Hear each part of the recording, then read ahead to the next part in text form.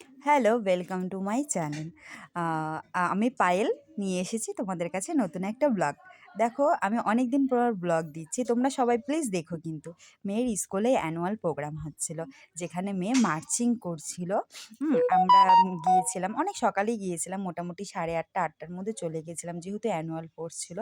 মার্চিংয়ের পরে হয়ে যাচ্ছিল এই যে বাচ্চাদের কিছু একটা খেলা কি একটা হচ্ছিল রেলগাড়ি কিছু একটা খেলা হচ্ছিল।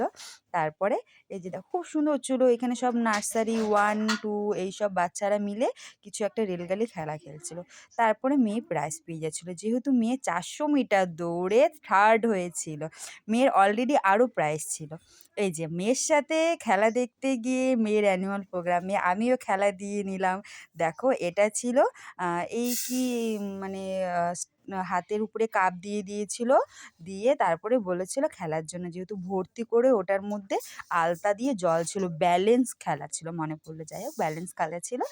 যেখানে খেলতে গিয়ে আমিও হয়ে গেলাম 2nd। এখানে দেখো আমিও প্রাইজ নিয়ে নিলাম। মেয়ের প্রিন্সিপাল ম্যাম প্রাইজ দিয়ে দিচ্ছিল। আমিও প্রাইজ নিয়ে চলে এসেছি বাড়িতে। দেখো এই যে আরো সব মেয়ের প্রাইজ এগুলো। Bye, by.